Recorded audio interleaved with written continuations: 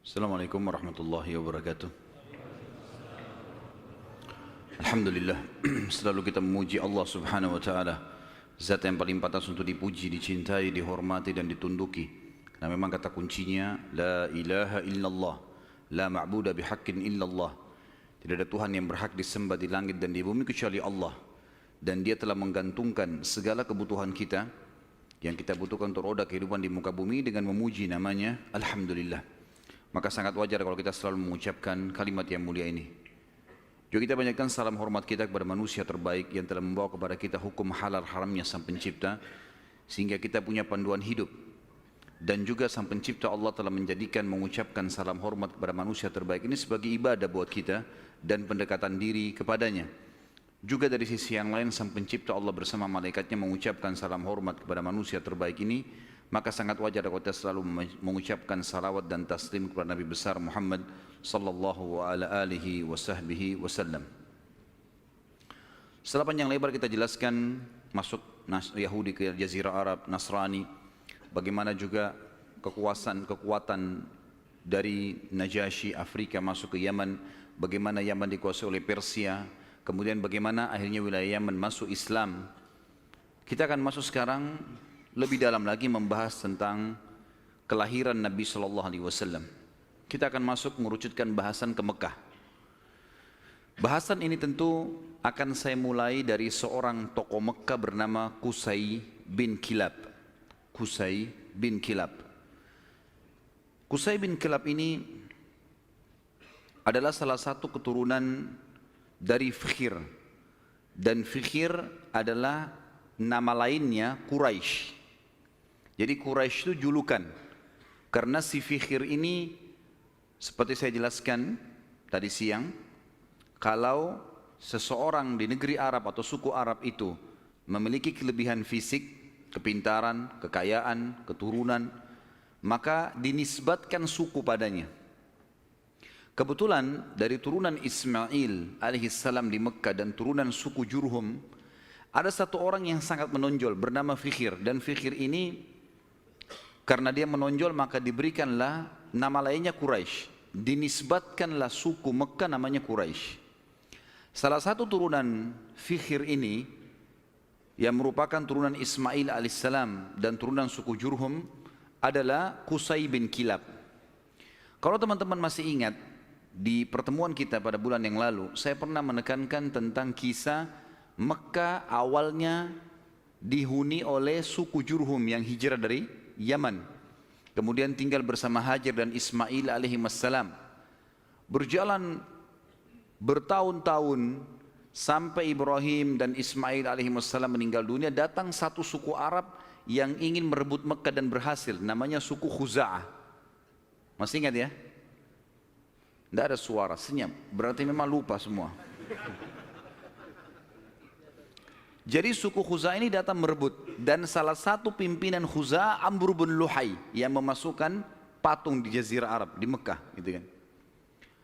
Suku Khuza'ah ini berkuasa di Mekah sampai 500 tahun. Dan pada saat Jurhum dikalahkan oleh Khuza'ah, suku Jurhum sempat menimbun air Zam-Zam. Jadi 500 tahun mereka memimpin di Mekah, nggak ada sama sekali air. Kita bahas sekarang tentang keadaan satu orang tokoh ini, karena kalau panjang kita ceritakan panjang lebar Mekah ini cukup panjang, tokoh-tokohnya banyak, tapi saya ingin mengerucutkan ke Qusay bin Kilab. Qusay bin Kilab ini salah satu turunan Jurhum dan turunan Ismail alaihissalam. Dia sempat berpikir, bagaimana bisa ini setelah 500 tahun ya? Bagaimana bisa Mekah ini yang tadinya dikuasai oleh suku dia Jurhum dan juga kakeknya Ismail alaihissalam direbut oleh Khuza'ah. Walaupun di Mekah itu suku Khuza'ah sama suku Jurhum sudah berbaur ya, karena sudah terlalu lama ratusan tahun, akhirnya mereka berbaur satu sama yang lain, tetapi tetap kekuasaan kerajaan di bawah kekuasaan Khuza'ah. Qusay bin Kilab lalu memperbaiki keadaan ekonominya. Dia berbisnis, dia berdagang, sampai Allah membukakan kekayaan yang sangat banyak. Pada saat itu teman-teman sekalian, Raja Mekah dari suku Khuza'ah bernama Hulail. Hulail ini memiliki seorang anak wanita, anak tertuanya, terkenal dengan kecantikannya, anak raja. Qusay bin Kilab datang dan melamar. Dan pada saat itu, dia orang kaya raya, dia punya kedudukan, dihormati di Mekah. Oleh Hulail diterima lamarannya.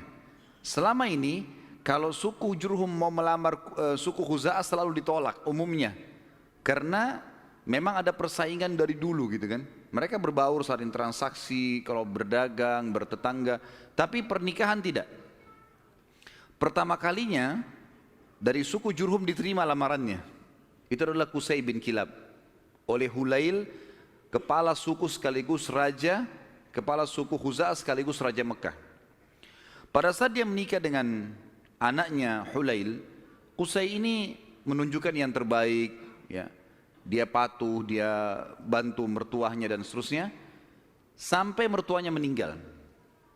Waktu mertuanya meninggal, Qusay menjalankan misinya. Dia lalu mengiklankan dan menobatkan diri menjadi raja Mekah pengganti mertuanya. Orang-orang yang dari suku Khuza'ah menolak. Bagaimana bisa kau jadi raja? Raja jelas dari Khuza'ah. Kamu dari Jurhum, enggak boleh gitu. Maka pada saat itu terjadi perseteruan. Sampai akhirnya Qusay meminta pertolongan dari orang-orang sesuku dengan dia dari Jurhum, dan Khuza'ah juga berkumpul. Akhirnya terbentuk dua pasukan dan terjadi peperangan besar di Mekah. Pertumpahan darah yang sangat besar dan banyak sekali korban pada saat itu. Pada saat mereka melihat korban banyak sekali teman-teman sekalian, maka tokoh-tokohnya termasuk Qusay bin Kilab dan anak-anaknya Hulail yang merupakan ipar-ipar dari Qusay sendiri, mereka akhirnya sepakat, kita harus ada penengah nih yang mengambil hukum supaya jelas siapa yang memimpin Mekah. Maka mereka akhirnya sepakat menunjuk satu orang yang dituakan di Mekah pada saat itu, dan memang umurnya sudah sangat tua. Orang ini namanya Ya'mur bin Auf. Ya'mur bin Auf, dia ditunjuk oleh orang-orang Quraisy dari Jurhum dan juga ditunjuk oleh orang-orang Khuza'ah, nunjuk. Dan diambillah sumpah atas nama Allah, apapun keputusan Ya'mur harus diterima. Baiklah, Ya'mur pada saat itu umurnya 120 tahun, orang yang sangat tua dan dituakan sekali, dihormati. Datang lalu mendudukkan Qusay dan anak-anaknya Hulail. Lalu mulailah ditanya oleh Ya'mur, wahai Qusay, apa alasan anda membentuk pasukan mau merebut Mekah dari keturunan mertua anda ini, apa sebabnya? Maka Qusay mengatakan, semua kita ini tahu kisah Mekah ini berawal dari kakek saya yang bernama Ismail, dan Ismail seorang nabi. Ismail menikahi suku Jurhum, anak kepala suku Jurhum, dan itu turunan kami. Kami yang membentuk komunitas di Mekah, kami yang membentuk ekonominya, kami yang membangun Ka'bah, kami yang semuanya disebutkan. Sementara Qusay menyebutkan ini, anak-anaknya Hulail dari suku Khuza'ah nggak bisa ngomong apa-apa, karena memang semuanya betul.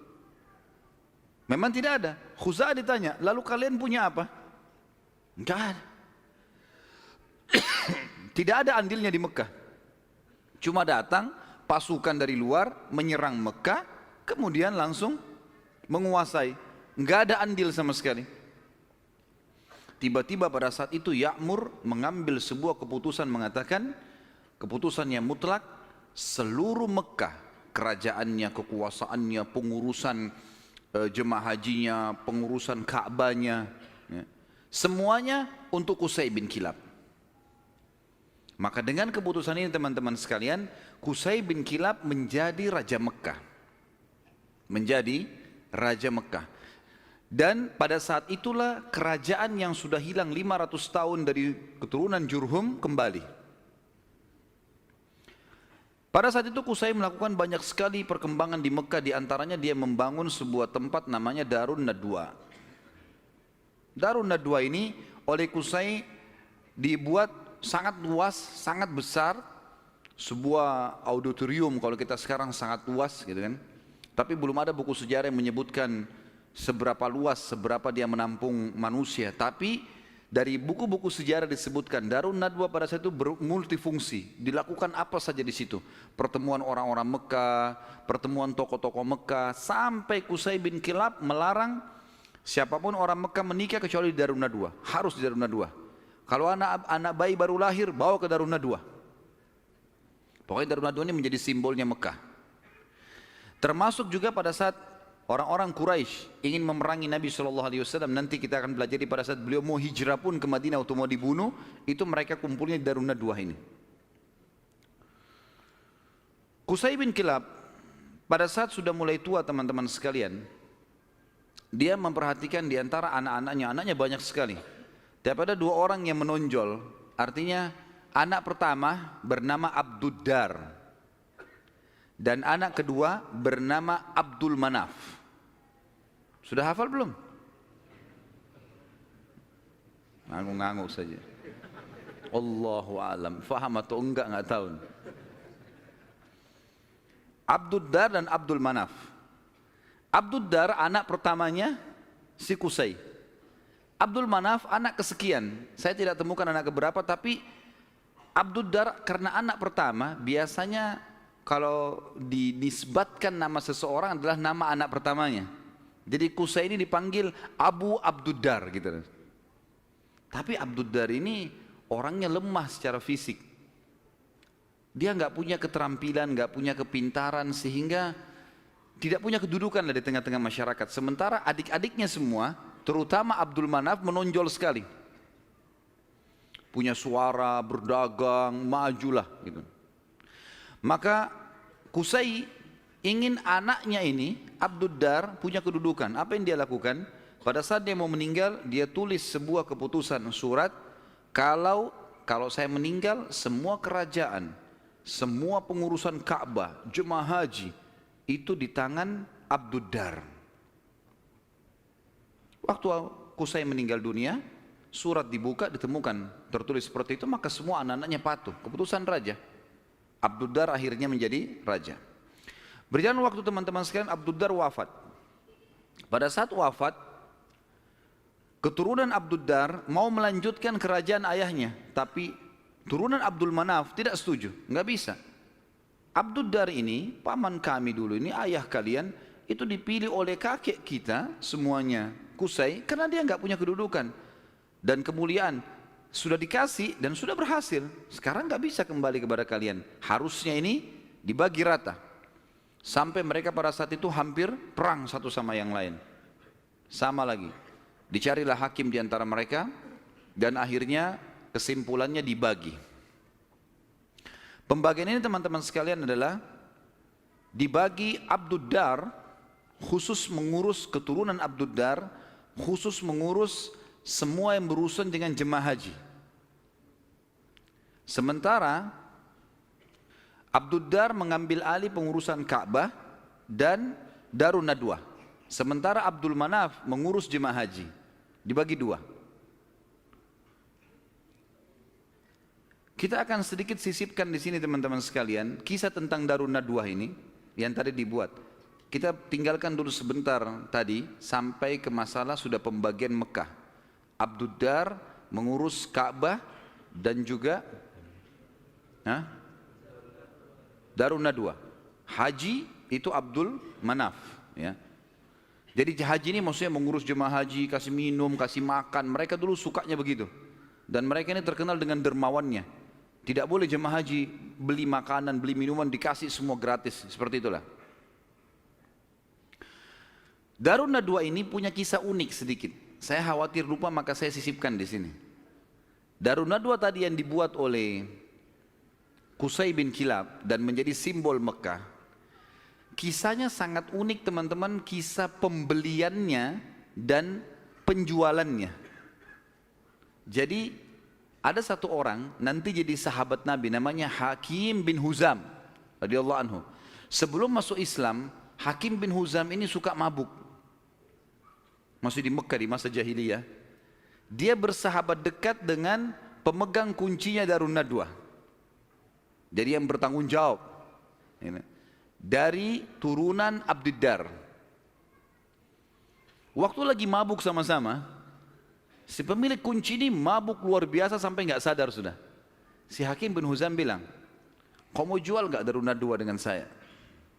Kata temannya lagi mabuk, iya saya jual. Berapa harganya? Kata si mabuk ini bilang, dengan sekendi khamr. Kasih saya sekendi khamr, ambil Darun Nadwa. Hakim pada saat itu, dia tidak semabuk temannya nih. Dia lalu mungkin panggil saksi-saksi segala macam, dikasih satu kendi khamr. Darun Nadwa ini dijual oleh turunan Abdiddar. Karena sudah ada saksi, ada terang saksi, maka selesai. Akhirnya keturunan Abdiddar kehilangan Darun Nadwa gara-gara transaksi ini tadi. Ini Darun Nadwa teman-teman sekalian terus di tangan Hakim bin Huzam sampai beliau masuk Islam. Nabi SAW biarkan saja. Di zaman Abu Bakar dia masih hidup, zaman Umar, zaman Uthman, zaman Ali, sampai di zaman kekhilafaannya Muawiyah radhiyallahu anhu majma'in, dinasti Umayyah yang pertama berdiri. Muawiyah anaknya Abu Sufyan. Abu Sufyan dulu tokoh Mekah kan gitu. Radhiyallahu anhu majma'in, kan Abu Sufyan juga sempat masuk Islam di pembebasan kota Mekah. Maka pada saat itu Hakim bin Huzam di zaman Muawiyah menjual Darun Nadwa. Dijual sama dia dengan harga 100.000 dinar. Mahal sebenarnya. Tapi Darun Nadwa ini kedudukannya besar di Quraisy. Muawiyah bilang, menghardik dia, hai Hakim, ngapain kau jual Darun Nadwa dengan harga 100.000 dinar? Itu bisa tidak ada nilainya. Peninggalan dari Qusay bin Kilab, gitu kan? Raja pertama Mekah setelah 500 tahun ditinggalkan oleh Jurhum, gitu. Maka kata Hakim radhiyallahu anhu, wahai Amir Mukminin, sekarang kita sudah Muslim. Penilaian mulia dan bukan mulia itu bukan dari peninggalannya Qusay bin Kilab, tapi kita pengikut Nabi Muhammad SAW. Dan saya dulu demi Allah membelinya dengan sekendi khamr. Sekarang 100.000 dinar banyak sekali.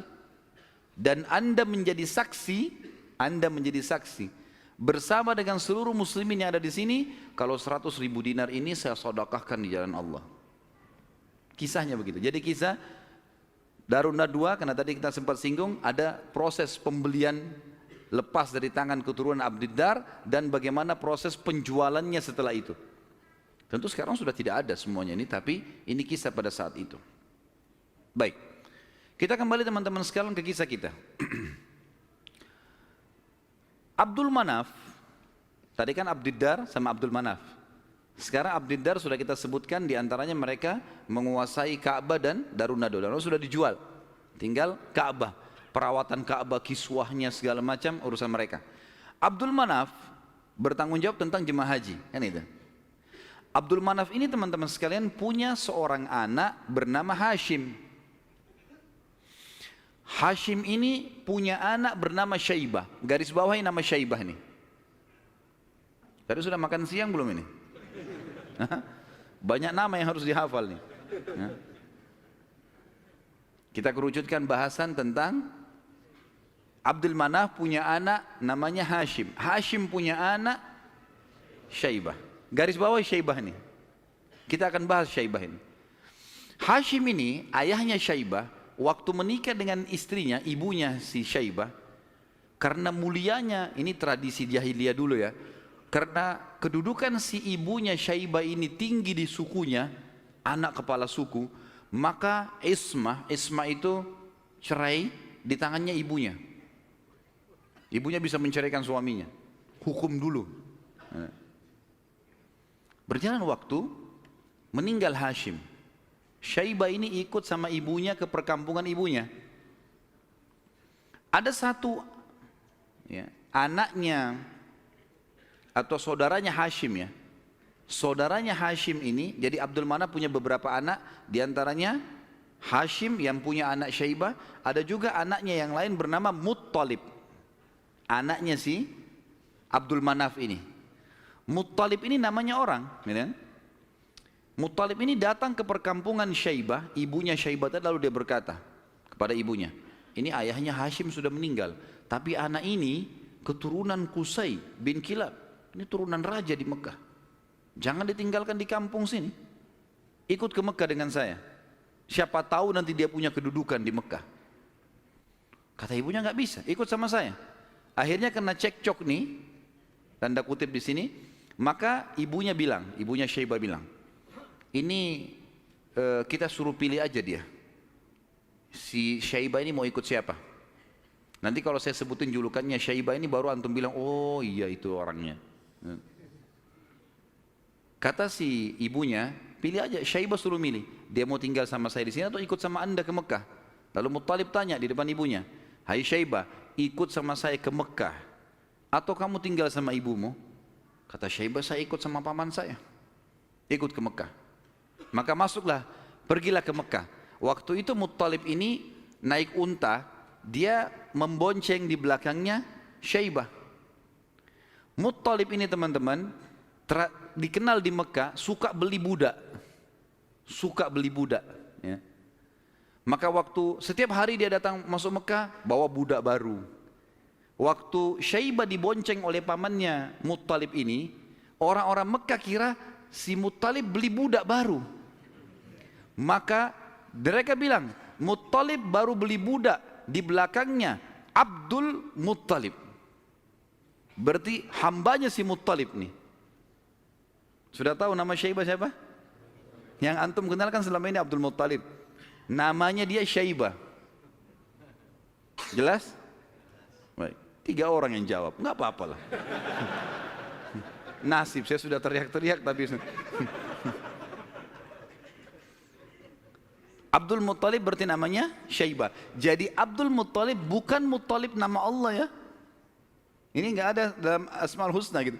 Tetapi di sini Muttalib nama pamannya. Karena sering beli budak, kemudian dia membonceng ponakannya. Orang-orang Mekah kira ini adalah budak baru, maka dibilang Abdul Muttalib, hambanya Muttalib. Tapi karena itu sudah menjadi buah bibir di Mekah, akhirnya terkenal dengan Abdul Muttalib. Baik, Abdul Muttalib ini yang tentu kita sudah tahu adalah kakek Nabi SAW.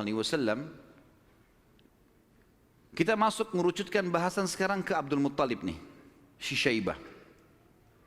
Kita sudah kerucutkan bahasan dari Abdul Manaf. Ada anaknya Hashim, Hashim punya anak Syaibah. Syaibah ini Abdul Muttalib. Kita harus kerucutkan begitu supaya nanti ngerucut ke Nabi SAW. Karena kalau melebar akan jalur nasab Quraisy banyak sekali. Abdul Muttalib ini pada saat dia masuk ke Mekah, kemudian dia menikah, Allah karuniakan dia 1 orang anak. Anaknya diberi nama Harith, 1 anak dikasih. Waktu Harith sudah mulai bujang, mencapai umur sekitar 17 tahun. Abdul Muttalib ini Syaibah mimpi malam-malam. Dia mendengar suara dalam mimpinya, ihfirit tiba. Maksudnya galilah tiba. Tiba itu sesuatu yang baik. Lalu dia bertanya, mat tiba? Apa itu tiba? Hilang suara itu. Hari kedua dia mimpi lagi, dengar lagi suara, ihfiril barrah, galilah sesuatu yang baik, yang bermanfaat. Dia tanya, mal barrah, apa itu barrah? Yang baik itu apa? Hilang lagi suara itu. Hari ketiga dia mimpi lagi, ihfiril madmunah, gali sesuatu yang terjamin. Dia tanya, mal madmunah, apa itu madmunah? Hilang lagi. Hari keempat baru dia mimpi dan dia dengar ihfiriz zamzam, galilah zamzam itu. Zamzam ini di zaman itu cuma seperti sebuah histori lama, kenangan. 500 tahun tidak ada sumur zamzam, hilang. Jadi selama Khuza'ah berkuasa teman-teman sekalian di Mekah, mereka selalu mendatangkan air dari luar, beli mahal dari luar Mekah, sumur-sumur di luar Mekah. Abdul Muttalib ini pernah dengar kalimat zamzam, penasaran dia. Terus dia tanya, dalam mimpi dia tanya, mas zamzam, apa itu zamzam? Lalu keluarlah suara itu mengatakan, dan dia dengar pada saat itu ya, kalau dalam buku-buku sejarah disebutkan, la tanzifu abada, sesuatu yang tidak akan pernah rusak. Wala tarum, juga ya, sesuatu yang selalu bersih dan tidak akan pernah rusak. Tasqil hajijal a'zam, engkau akan memberikan dengannya air para jemaah haji. Dikatakan wahia bainar rafthi wad dam, tempatnya air zam-zam itu berada di antara rafath. Rafath itu bisa berarti busanya darah, atau memang darah yang bercampur, busa yang bercampur dengan darah, atau memang busa air biasanya. Jadi dikatakan sini ciri-cirinya adalah tempat zam-zam itu ada darah yang bercampur dengan rafath, dengan busa, kemudian bercampur sama tanah. Lalu dikatakan lagi dalam mimpinya, inda naqratil gurabil a'sam, di bawah patokannya burung gagak yang memiliki warna keputih-putihan. Inda qaryatin naml, di atas atau di sekitar sarang semut. Seperti itu dalam mimpinya. Maka Abdul Muttalib bangun pagi-pagi, penasaran dia dengan mimpi ini. Dan dia tahu mimpi ini gak mungkin main-main. 3 hari, 4 hari berturut-turut, kemudian dia disuruh gali, dia bawa cangkulnya, datang di sekitar Ka'bah. Dia cuma tebak saja kemungkinan dekat Ka'bah nih, karena tidak ada tempat yang lebih agung di Mekah daripada Ka'bah. Dia datang dekat Ka'bah. Dan kalau masih ingat dulu pada pertemuan kita di bulan yang lalu, ada penjelasan tentang 2 patung yang disembah di Mekah, Isaf dan siapa yang ingat? Kalau lupa saya nggak datang lagi Balikpapan. Isaf dan Nailah. Isaf kan nama laki-laki, Nailah nama perempuan, yang dulu mereka saling suka, akhirnya mereka berzina depan Ka'bah dan dikutuk menjadi patung. Kan dulu waktu sebelum Amr bin Luhai datang ke Mekah, patung Isaf ditaruh di Gunung Safa, patung Nailah ditaruh di Gunung Marwah untuk peringatan bagi orang-orang. Nih, hati-hati kalau berzina depan Ka'bah dikutuk begini nih, gitu. Tapi oleh Amr bin Luhai yang membawa patung masuk ke Jazirah Arab, dia angkat patung Isaf dan Nailah, dipindahin dekat Ka'bah, disuruh orang Mekah sembah. Tapi orang sudah lupa sejarahnya karena kejadian Isaf dan Nailah dikutuk ini jauh sebelum Amr bin Luhai. Ringkas cerita, di depan Ka'bah antara Hajar Aswad dengan Hijr Ismail itu ada patung Isaf dan Nailah. Ada satu suku Arab teman-teman sekalian datang ke situ antara Isaf dan Nailah nyembeli sapi. Tiba-tiba pada saat Abdul Muttalib lagi duduk, lagi memperhatikan ke arah Ka'bah di antara Isaf dan Nailah, kemudian ada orang nyembeli sapi. Waktu disembeli darahnya ngucur. Darah itu berbusa. Dan karena dia ngucur, jalan sampai berada di sekitar Isaf dan Nailah. Dia kurang lebih jangan dibayangkan ini Ka'bah, ini Hajar Aswad dan ini Hijr Ismail. Isaf dan Nailah itu ditaruh cukup jauh ya, agak berjarak antara Hajar Aswad jauh ke belakang dengan Hijr Ismail juga jauh. Jadi di kiri kanan ya. Tempat itu sangat luas. Jadi jangan difahami tadi ini misalnya Ka'bah kemudian di sini posisinya, tapi agak jauh di kiri kanan. Maka pada saat itu darah ini ngucur dari patung Isaf itu menuju ke tempat di tengah-tengah di situ. Pada saat itu di tengah-tengah. HP-nya siapa nih? Pada saat itu patungnya, darahnya ngalir, kemudian darah itu ngalir menuju ke tengah-tengah antara Isaf dan Nailah ini, dan ada seperti tempat agak turun di lembah Mekah, kan waktu itu masih pasir, lalu darah itu berkumpul di situ. Jadi akhirnya darah sama pasir bercampur. Abdul Muttalib lihat ini isyarat pertama nih. Mimpinya kan tadi darah yang mengalir berbusa yang bercampur dengan tanah, gitu kan. Lalu kemudian dia dekatin tempat itu, darah yang berkumpul itu. Dia temukan tiba-tiba ada burung gagak yang berwarna hitam. Burung gagak biasanya warna hitam ya. Tapi kalau ada burung gagak yang di bagian sayapnya itu ada beberapa bulu warna putih, namanya a'sam dalam bahasa Arab, gurabil a'sam. Maka dia lihat ada burung gagak. Burung gagak ini mengepakin sayapnya dan mematuk-matuk di atas sekitar darah itu. Dia lihat isyarat yang kedua. Isyarat yang ketiga adalah di situ ada sarangnya semut. Dia lihat ke dekat kakinya, ternyata ada beberapa ekor semut yang menggigit kakinya dia. Dia melihat ada lubang di situ. Maka dia bilang kepada anaknya Harith, saya mau menggali di sini. Siapapun jangan mengganggu saya. Maka dia angkat cangkulnya. Tapi kita jangan lupa, ini depan Ka'bah. Orang-orang lagi banyak tawaf waktu itu, walaupun banyak berhala. Dia angkat cangkul, orang jadi bahan perhatian. Tokoh-tokoh Quraisy pada datang semua. Lalu tokoh-tokoh Quraisy mengatakan, hai Abdul Muttalib, apa yang kau lakukan nih?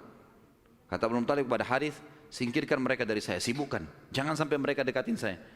Terus saja Harith menyibukkan orang-orang Quraisy dan Abdul Muttalib terus saja mencangkul sampai ujung cangkulnya menyentuh bibirnya sumur itu. Sumur Zam-Zam. Dan dengan kuasa Allah, airnya muncrat keluar. Pada saat airnya muncrat keluar, Abdul Muttalib mengatakan Allahu Akbar. Karena memang mereka menggunakan bahasa Arab dan kalimat Allahu Akbar itu sudah biasa mereka ucapkan, gitu kan?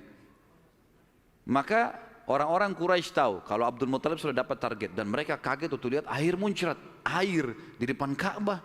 Selama ini selalu ambil dari luar. Ini kemuliaan abadi, gitu kan? Maka tiba-tiba orang Quraisy datang, hai Abdul Muttalib, air ini kita punya sama-sama. Kata Abdul Muttalib, dari mana sama-sama? Saya mimpi, saya yang cangkul, saya yang dapat. Dari mana kalian punya sama-sama nih? Ribut nih. Abdul Muttalib bilang, ini punya saya. Quraisy bilang enggak, dikeroyokin Abdul Muttalib pada saat itu.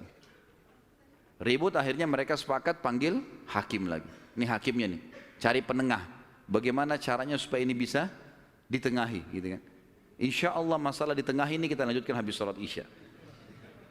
Subhanakallahumma bihamdika asyhadu an la ilaha illa anta astaghfiruka wa atubu ilaik. Wassalamualaikum warahmatullahi wabarakatuh. Assalamualaikum warahmatullahi wabarakatuh. Alhamdulillah, wassalatu wassalamu ala Rasulillah. Kita lanjutkan bahasan kita. Akhirnya Abdul Muttalib setelah menemukan sumur Zam-Zam, orang-orang Quraisy tetap menuntut untuk dibagi. Dan Abdul Muttalib bertahan, nggak bisa nih. Saya mimpi, saya yang gali, saya yang temukan. Gimana kalian merasa punya hak di situ? Ribut, akhirnya dicarilah penengah. Dan pada saat itu mereka tidak lagi ke Ya'mur, tapi mereka pergi ke dukun Bani Sa'idah. Ada satu dukun wanita di Madinah, waktu itu disegani.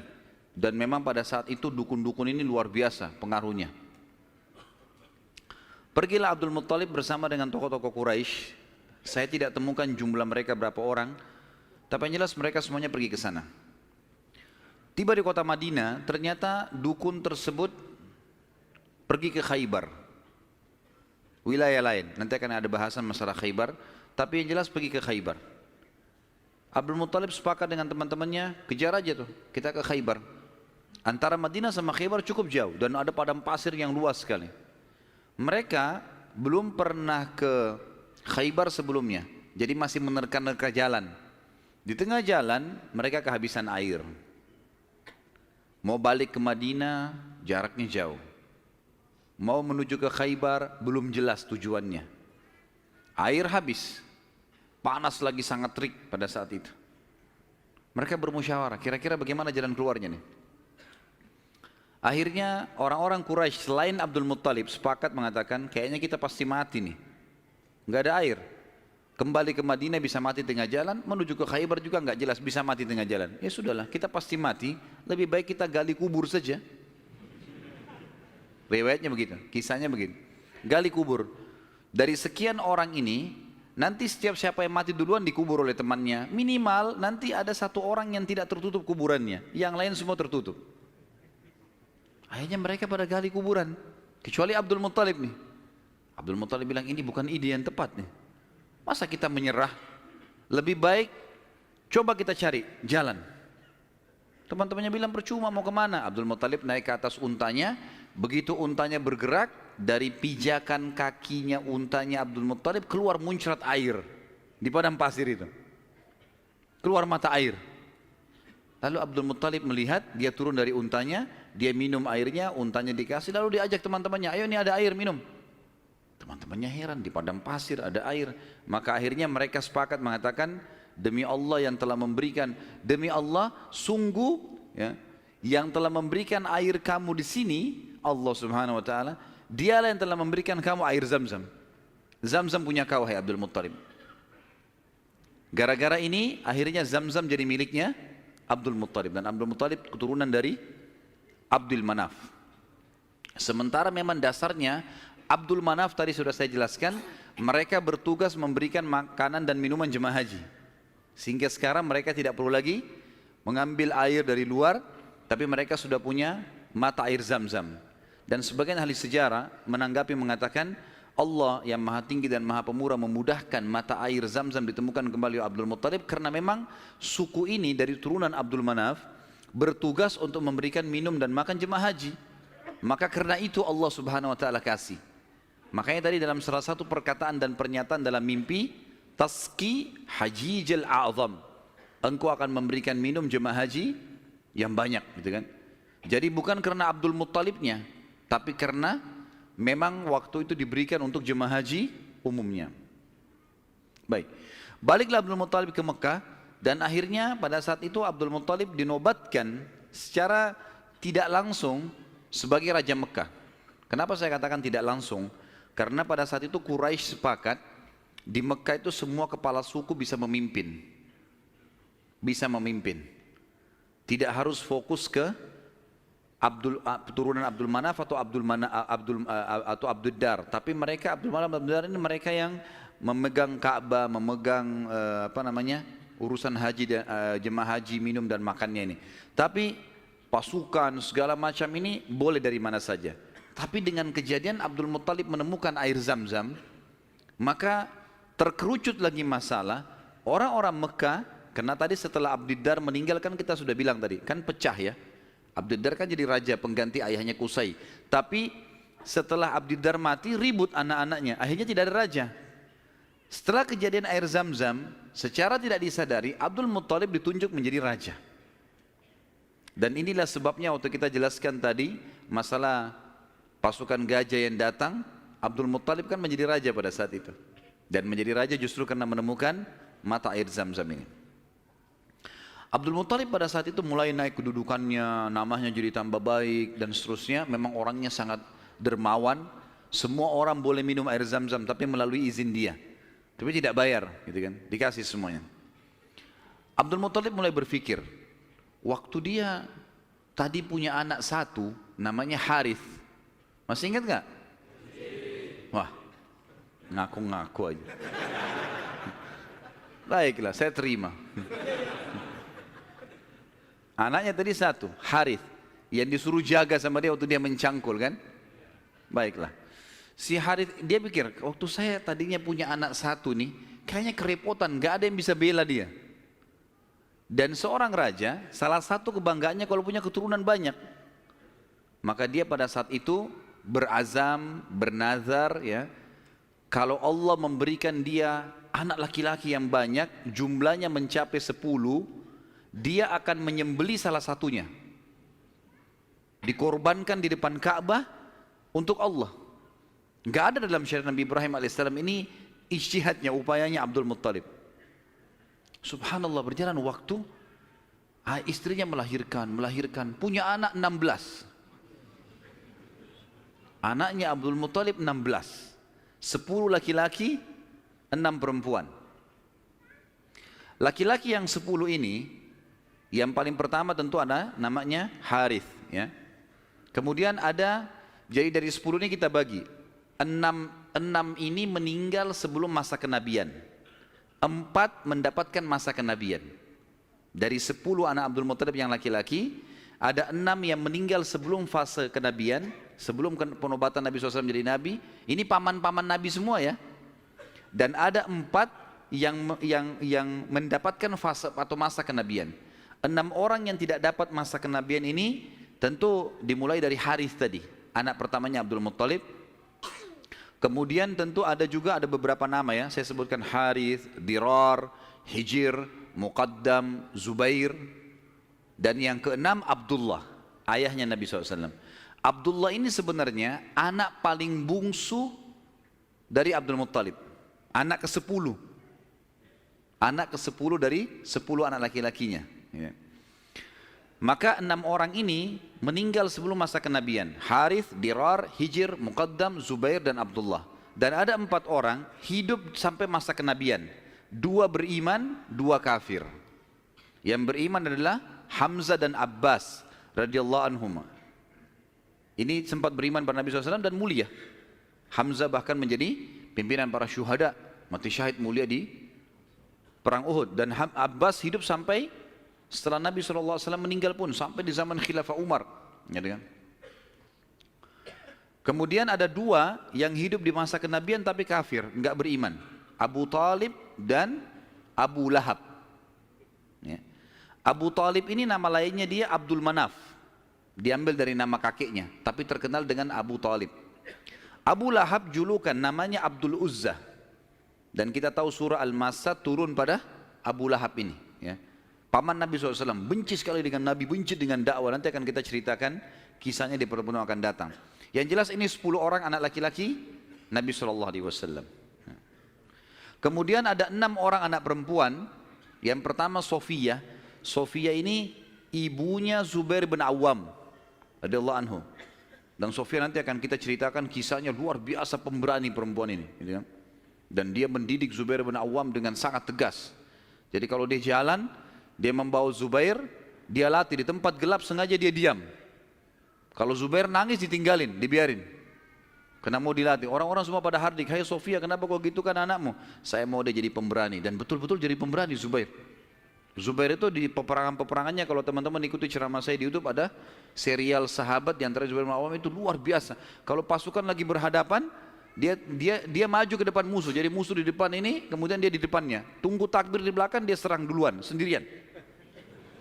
Luar biasa beraninya, radhiyallahu anhu. Ibunya namanya Sofia, tante Nabi SAW. Dan ini sempat masuk Islam di tangan Nabi SAW. Kemudian ada Ummu Hakim, ada Atiqah, ada Umaymah, ada Arwah dan Bar. Kita masuk sekarang ke masalah, kembali ke mana Abdul Muttalib. Abdul Muttalib ini anak terakhirnya yang ke-10 adalah Abdullah.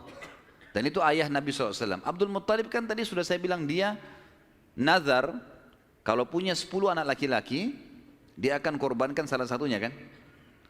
Lalu dia datang ke dukun di Mekah, dan dia berkata pada dukun itu, acaklah nama anak-anak saya. Tradisi mereka pada saat itu suka sekali mengundi nasib. Kalau di dalam agama kita disebutkan tradisi mereka namanya tatayur, menggandun nasib sama benda atau sama burung. Orang-orang Arab itu kalau orang Quraisy dulu, mereka kalau mau safar, mereka ambil bulu, kemudian mereka tulis safar. Bulu yang kedua tidak safar, bulu ketiga kosong. Dimasukin dalam kotak, kemudian dia ambil salah satunya tidak sambil tidak dilihat. Kalau keluar kata-kata safar, dia yakin di perjalanannya aman. Tradisi jahiliyah, mereka salah pada saat itu tentunya. Kemudian kalau keluar tidak safar, mereka tidak boleh safar. Kalau mereka safar berarti kena musibah. Kalau keluar bulu yang tidak ada tulisannya, maka dia ulangi. Ada cara yang lain sampai dapat safar atau tidak safar ya. Kalau ada tradisi yang lain adalah kalau mengacak nama, maka mereka menulis nama di batu, lalu batu ini dibalik, kemudian ditaruh lalu diacak, dikeluarkanlah. Kalau mereka butuh sesuatu dengan cara seperti itu. Ya. Dan ini ditarik dalam hampir setiap kehidupan mereka, mau beli rumah, mau apa saja selalu ditulis di batu, terus diacak di batu, itu mungkin dinasib dengan itu. Abdul Muttalib datang kepada satu dukun mengatakan, tulis nama anak-anak saya laki-laki ini, semua dari Harith sampai Abdullah. Tulis semuanya 10 orang, acak. Siapa yang keluar namanya, itu yang saya korbankan. Dan kalau nama Abdullah selamat, tidak keluar, maka saya langsung eksekusi. Karena Abdullah anak paling bungsu dan paling disayang oleh ayahnya Abdul Muttalib. Seperti itulah. Baik, diacaklah batu ini, diambil batu, keluar namanya Abdullah. Abdul Muttalib berat sebenarnya, ini anak paling bungsu disayang. Musyawarah sama anak-anaknya gimana? Nggak apa-apa ya, acak aja lagi. Acak lagi, yang kedua kali namanya Abdullah lagi. Sampai 3 kali. Namanya Abdullah terus yang diambil, keluar. Padahal ini batu diacak 10 nama. Kata Abdul Muttalib, berarti sudah memang anak ini nasibnya. Bawa Abdullah. Dibawalah Abdullah ini ke depan Ka'bah, ditaruh di atas sebuah batu. Biasanya mereka taruh di situ sembelihan, taruh kambing, taruh apa, dipegang di atas batu itu, baru mereka sembelih untuk berhala-berhala gitu kan. Ditaruhlah Abdullah, mau disembelih sama dia. Ikat tangannya, ikat kakinya, angkat pedang, mau disembelih. Orang-orang Quraisy lihat, apalagi yang Abdul Muttalib buat nih. Datang tanya, hai Abdul Muttalib, apa yang kau lakukan? Saya sudah nazar, kalau Allah kasih saya 10 anak, saya sembelih salah satunya. Dan saya sudah acak nama-nama anak-anak saya yang keluar anak ini. Saya mau jalankan nazar saya. Orang-orang Quraisy bilang, gak bisa, jangan. Mereka berusaha tahan. Akhirnya Abdullah ini ditarik-tarik. Sampai akhirnya karena ditarik-tarik, ada orang Quraisy yang sempat menarik bagian badannya dan ada yang menarik kupingnya sampai kuping Abdullah itu sempat luka. Maka ada julukan sendiri dikatakan Abdullah yang luka kupingnya, gitu. Ayah Nabi SAW. Baik. Pada saat itu orang-orang Quraisy mengatakan, wahai Abdul Muttalib, sadarlah, kalau kau lakukan ini sementara kamu adalah tokoh masyarakat di Mekah, maka akan menjadi sebuah tradisi nanti ini. Akhirnya setiap orang punya 10 anak laki-laki, satu disembelih. Dan apa kenikmatannya orang kalau sudah punya anak disembelih gitu? Jangan dilakukan. Mari kita berhukum lagi. Cari hakim. Kembali kepada wanita dukun di Madinah, suku Sa'idah tadi. Yang tadi pada saat pertama mau cari air Zam-Zam, mau miliknya siapa air Zam-Zam, kan mereka ke Madinah. Tapi dukunnya kan pergi ke Khaybar, nggak ketemu. Tidak sempat ketemu, akhirnya dapat air dari telapak kaki untanya Abdul Muttalib. Sekarang enggak, mereka pergi lagi ke sana ke Madinah, ketemu sama dukun itu. Tanya, bagaimana nih? Tentu ini bukan kita sedang mempromosikan dukun, dukun haram dalam agama. Setelah Islam datang, enggak ada dukun ini. Kata Nabi SAW, siapa yang datang kepada dukun, bertanya saja, bertanya. Terka tangannya, terka apa segala macam, tidak diterima sholatnya 40 hari. Yang datang bertanya, percaya kufur kepada apa yang diturunkan kepada Muhammad SAW. Tapi kita sedang merentet histori pada zaman itu ya. Baik, pada saat itu teman-teman sekalian, dukun ini tanya, berapa dia? Dia itu denda. Berapa dendanya orang di Mekah Quraisy kalau ada yang membunuh? Kata Abdul Muttalib, 10 ekor unta.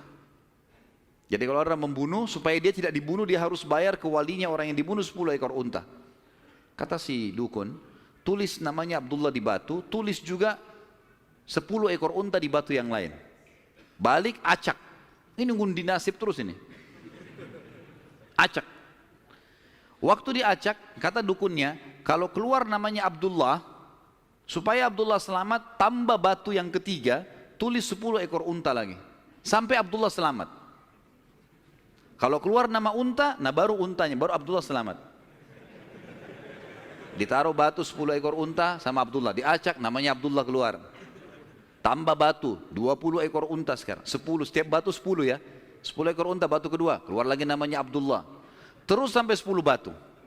Sampai akhirnya ada 10 batu, semuanya tertulis 10 unta, satu namanya Abdullah. Waktu diacak setelah 10, diangkat keluar namanya Abdullah.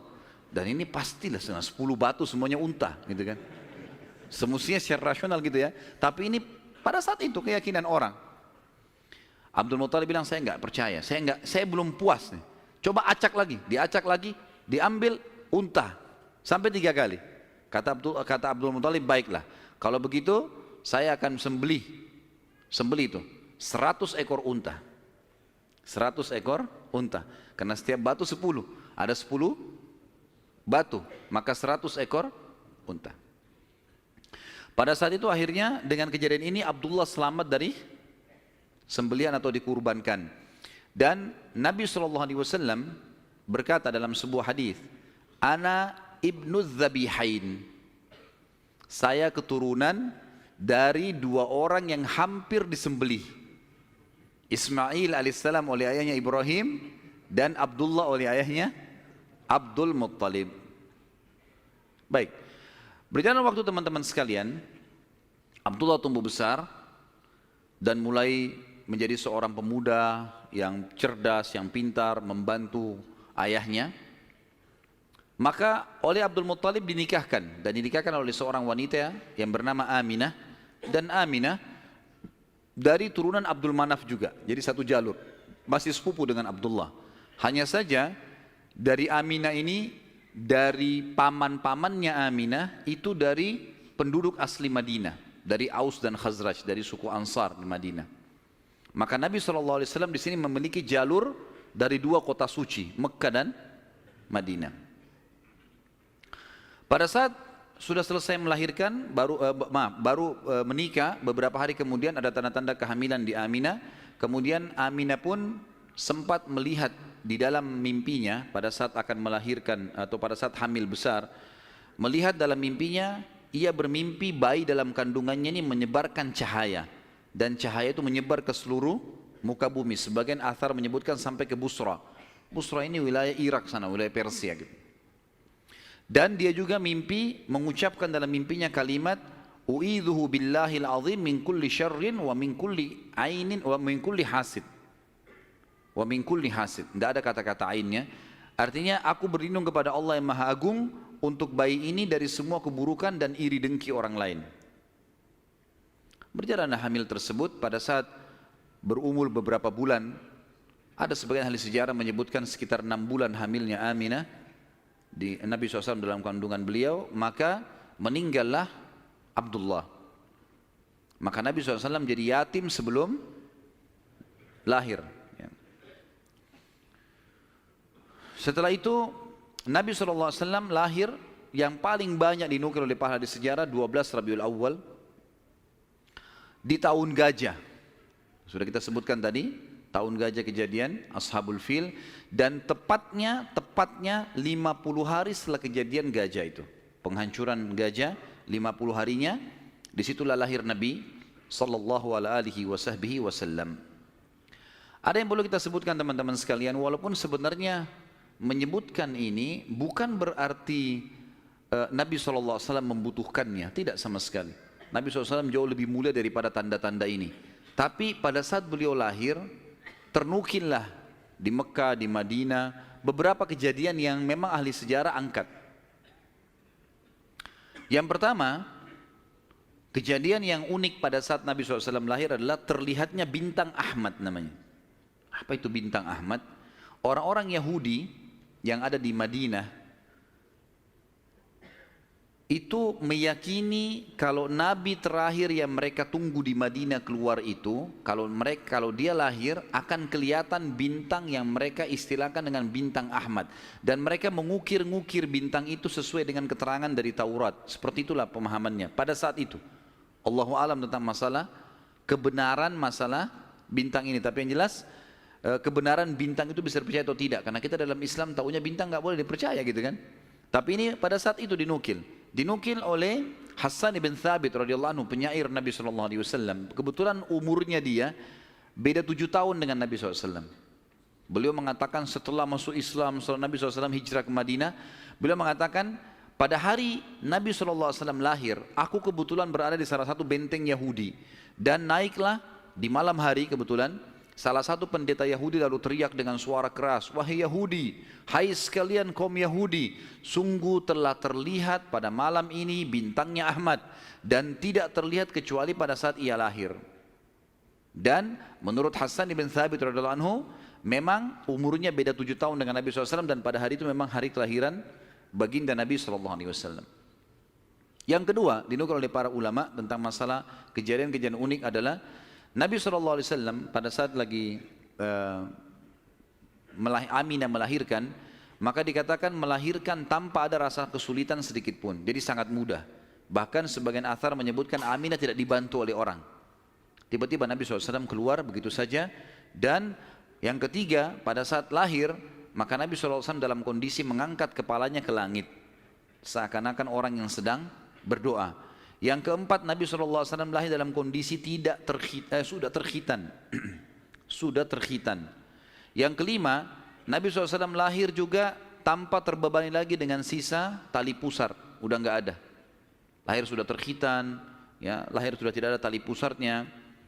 Sampai poin di sini, sampai poin kelima ini, 4 poin ya, karena poin pertama tadi itu kejadian di Madinah. Jadi 4 poin ini, Aminah melahirkan dengan sangat mudah, Nabi SAW seperti berdoa ke langit, kemudian terkhitan, kemudian tali pusarnya sudah terlepas. Maka Abdul Muttalib, kakeknya, bangga sekali datang, sangat senang pada saat itu. Dia berkata, sungguh pada cucuku atau anakku ini ada perkara besar. Lalu Abdul Muttalib pun membawa bayi Nabi SAW ke Ka'bah saat baru lahir, dan ia yang memberi nama Muhammad. yang memberi nama Muhammad. Baik, ada sedikit rahasia masalah nama Muhammad ini. Perlu teman-teman tahu, nama Muhammad sebelum Nabi Muhammad SAW tidak dikenal oleh orang-orang Arab. Gak ada satupun orang Arab bernama Muhammad pada saat itu, belum ada. Terus dari mana nama ini? Kok Abdul Muttalib bisa berikan nama cucunya? Ada kisahnya. Jauh sebelum lahir Nabi SAW, Abdul Muttalib pernah jalan-jalan ke negeri Syam bersama dengan 3 orang sahabatnya. Yang pertama Sulaiman bin Mujazi', salah satu kepala suku di Mekah. Yang kedua Hulayla bin Hajij. Dan yang ketiga Himran bin Rabi'ah. 3 orang ini bersama Abdul Muttalib, 4 orang ini pergi ke negeri Syam. Pas tiba di negeri Syam, ada salah satu pendeta Nasrani menemui mereka lalu berkata, kalian dari mana? Kata Abdul Muttalib, dari Jazirah Arab. Dari mana tempatnya? Dari kota Mekah. Kata pendeta itu, dari kota kalian nanti akan keluar Nabi terakhir. Dan Nabi terakhir itu bernama Muhammad. Kata Abdul Muttalib, dari mana engkau tahu itu semua? Dia bilang, dari kitab kami. Dalam Injil disebutkan. Namanya Muhammad. Maka keempat orang ini bertekad pada saat itu untuk memberikan nama kalau mereka dikaruniai anak setelah itu atau cucu, Muhammad. Dan dari 4 orang ini pada saat balik ke Mekah, orang yang pertama mendapatkan cucu laki-laki adalah Abdul Muttalib. Itulah Nabi Muhammad SAW. Maka dia pun mengangkat bayi Nabi SAW lalu keliling di dekat Ka'bah lalu mengatakan, anak ini memiliki perkara yang besar, aku memberikan nama Muhammad, aku memberikan nama Muhammad. Terus dia mengucapkan kalimat itu. Kemudian selanjutnya teman-teman sekalian, yang keenam adalah goncangnya istana Kisra di Persia dan rubuhnya 14 teras istananya. Jadi ada teras-terasnya istana itu rubuh semua tanpa sebab, rusak semuanya. Pada saat melihat kejadian tersebut, Kisra sempat khawatir, lalu dia bertanya kepada para peramal-peramalnya lah, dukun-dukunnya segala. Maka mereka pun menjawab, goncangnya istana disebabkan karena hari ini lahir seseorang nabi dan runtuhnya 14 teras ini menandakan terdapat 14 raja Persia, tinggal 14 orang saja. Selebihnya sudah runtuh kerajaan ini. Maka sempat Kisra bilang, 14 raja masih lama. Kalau satu raja punya 1100 tahun umurnya, berarti 1400 tahun. Tapi tanpa disadari oleh Kisra, para ahli sejarah muslim menukil, tanpa membenarkan ramalan ini ya, kita bukan membenarkan, karena ramalan itu semua kalaupun bertepatan karena mereka mencuri, syaitan mencuri berita dari langit, bukan karena mereka tahu, sebagaimana dijelaskan dalam ada hadits Nabi SAW. Dan ternyata setelah Kisra yang pada saat Nabi SAW lahir itu ada, anak-anaknya berselisih pendapat dan dalam waktu 4 tahun saja terjadi penggantian 10 orang Kisra, mati semua, saling membunuh satu sama yang lain. Ya, dan puncaknya yang terakhir adalah yang ke-14 meninggal di zaman Umar radhiyallahu anhu. Pada saat Umar menembus wilayah Persia. Yang ketujuh, padamnya api sesembahan kaum Majus. Jadi ada api yang disembah di beberapa titik di negeri Persia. Jadi mereka buat api besar dan api itu selalu disembah, tiap hari mereka sembah. Pada saat Nabi SAW lahir, api itu tiba-tiba mati dan mereka berusaha menyalakan, tidak bisa. Selamanya mati. Sampai Persia pada saat itu seluruh Persia yang menyembah api, apinya mati semua, nggak ada. Mereka mau coba nyalakan sampai runtuhnya di zaman Umar bin Khattab, nggak ada api mereka. Nggak bisa lagi mereka nyalakan api untuk disembah ya, nggak bisa lagi mereka nyalakan. Setiap kali di wilayah Persia dinyalakan api mati, padam. Mereka cuma pakai masak, misalnya di situ padam, nggak bisa sama sekali. Yang kedelapan, hanyutnya air sungai Sawa. Sungai Sawa ini teman-teman sama dengan sungai Gangga sekarang di India. Di kultus dianggap ini sungai apalah, keramat lah dan seterusnya, gitu kan. Maka orang-orang Persia meyakini sungai Sawa ini adalah sesuatu yang luar biasa. Kalau ada yang mati mereka bakar lalu mereka lempar debunya di situ, airnya diambil dianggap suci, apalah segala macam. Subhanallah, karena sungai ini selalu ditaruh tumbal segala macam. Waktu Nabi SAW lahir, air sungai ini hilang, nggak ada airnya sama sekali, kering. Sampai sungai Sawa dilupain udah, nggak ada lagi sungai. Namanya memang sungai Sawa. Yang ke-9, dan ini agak sedikit kita titik beratkan, adalah kisah Halimah As-Sa'diyah. Tradisi orang Arab dulu teman-teman sekalian, terutama orang-orang Quraisy, setiap bayi lahir selalu dititipkan untuk disusui dan dibesarkan selama 2 tahun di luar kota Mekah, tepatnya di padang pasir. Ada alasan kenapa mereka titipkan anak-anak mereka ke padang pasir sama orang-orang Badui. Yang pertama, agar bahasa Arab fusha anak-anak mereka terjaga. Apa itu bahasa Arab fusha? Bahasa Arab ada 2 macam. Ada bahasa Arab fusha, bahasa aslinya bahasa Arab, dan itu Al-Quran dalam bahasa fusha. Kalau kita belajar bahasa Arab di pesantren atau di kampus-kampus, bahasa Arab yang dipakai bahasa Arab fusha. Dia punya grammar rapi. Gitu. Ada bahasa ammiyah, yang kedua, bahasa pasar. Ini bahasanya dialeknya berbeda-beda, Mesir berbeda, Tunis berbeda, Saudi berbeda, dialek bahasa pasarnya berbeda. Ini tidak punya grammar, lebih teracak. Ya mungkin kalau dalam bahasa Inggris dari Inggris sendiri, negeri Inggris dengan dari Amerika, agak berbeda, grammarnya lebih rapi gitu kan. Tapi kita tidak bahas masalah itu tentunya. Yang jelas orang-orang Quraisy untuk menjaga bahasa fusha, maka mereka menitipkan anak mereka ke Badui, karena orang Badui masih pakai bahasa fusha.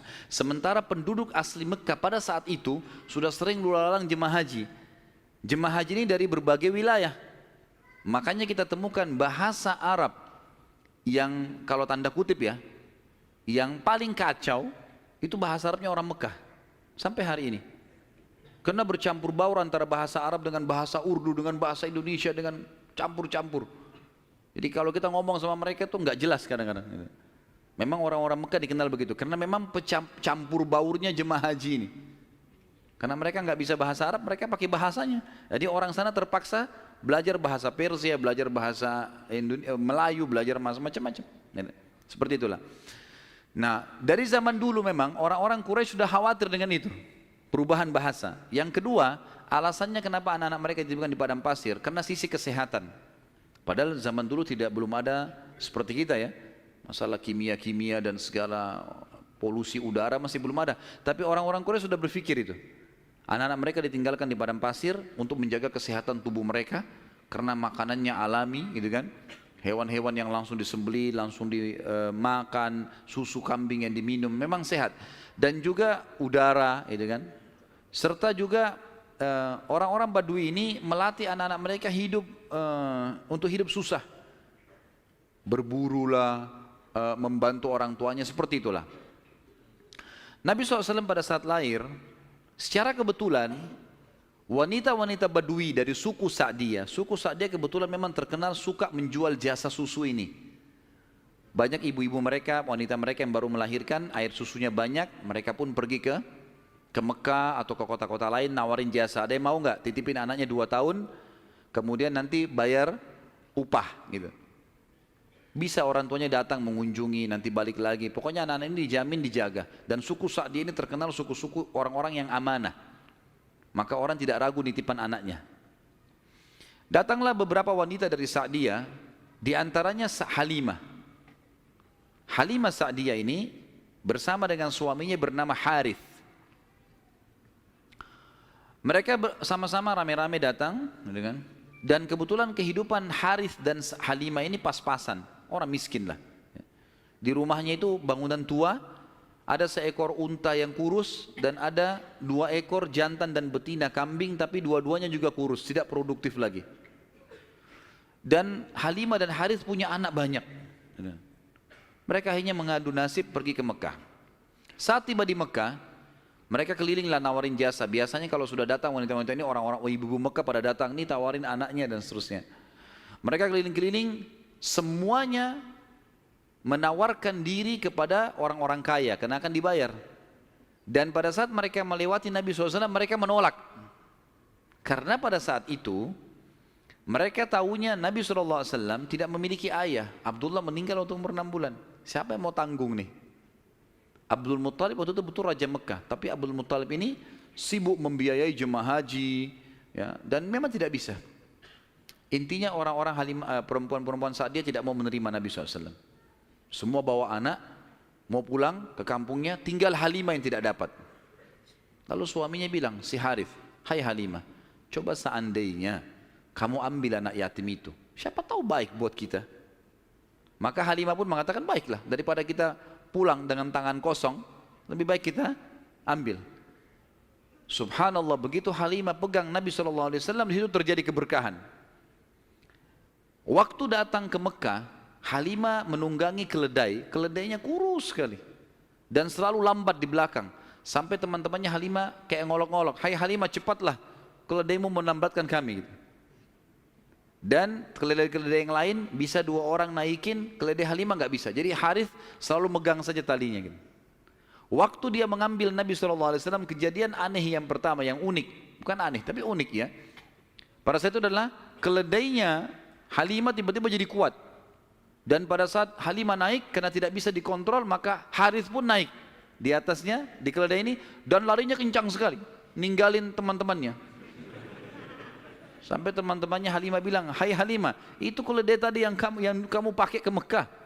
Dia bilang, "Iya, tapi kita nggak bisa ngontrol, ini lari kencang sekali keledainya." Lalu kemudian pada saat tiba di sana, Halimah memiliki tadi saya bilang seekor unta betina yang lemah. Tiba-tiba saja waktu tiba di rumah dilihat untanya gemuk. Ini baru 2-3 hari ditinggalkan, nggak ada yang urus, gemuk sekali untanya. Dan tiba-tiba saja unta betina itu punya kantong susu yang penuh, sehingga Halimah sama Harith memerahnya, dan setiap habis diperah penuh lagi. Biasanya unta butuh makan, minum dulu baru penuh, ini enggak, setiap habis diperah penuh lagi. Dia minum dengan anaknya, dengan istrinya si Harith ini, dengan Halimah minum, kemudian anak-anaknya, dan bahkan sempat dibagi-bagi ke teman-temannya, tetangganya, karena penuhnya. Setiap diperah, kasih lagi, penuh lagi, begitu terus ya. Kemudian 2 kambing, jantan dan betina yang kurus juga tadi, tiba-tiba gemuk, dan tiba-tiba betinanya hamil dan punya anak, dan akhirnya menjadi banyak. Karena banyak, oleh Halimah dan Harith dijuallah beberapa ekor domba ini, dapat duit, dibeli unta jantan, lalu diternak lagi unta jantan ini sama yang betina. Tiba-tiba saja punyanya Halimah ini, domba dan unta ini menjadi banyak sekali, dan Halimah serta Harith menjadi orang paling kaya di saat dia. Sampai akhirnya Halimah tidak butuh lagi untuk mengambil anak-anak yang disusui. Berkah luar biasa. Sampai terkenal di suku Sa'diyah pada saat itu, mereka berkata, dimanapun Halimah dan Harith gembalakan dombanya atau untanya, ikutkan, karena pasti gemuk. Dan memang betul, kalau ikut digabungkan berdekatan dengan gembalanya mereka, jadi hebat, jadi bagus, jadi subur, jadi begitu luar biasa berkahnya.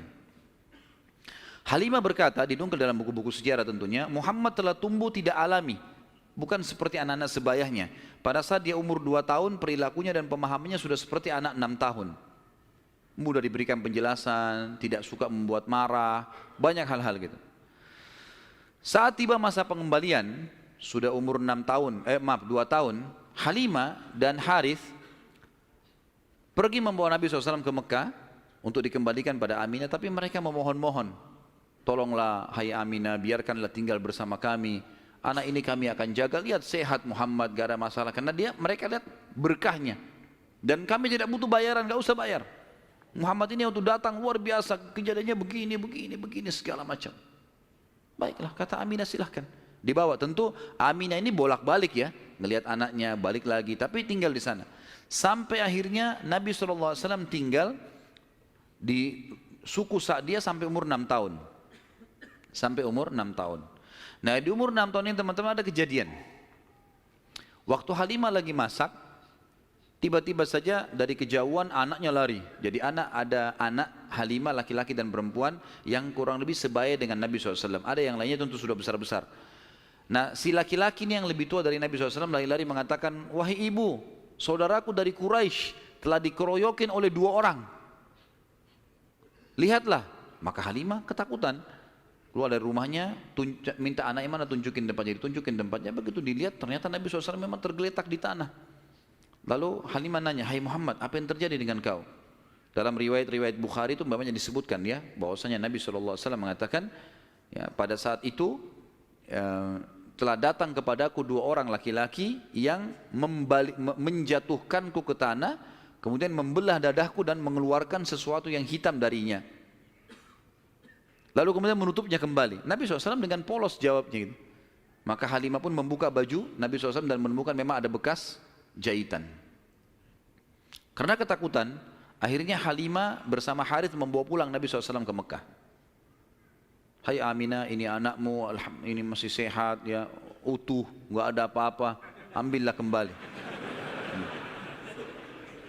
Aminah kaget, kenapa kalian kembalikan?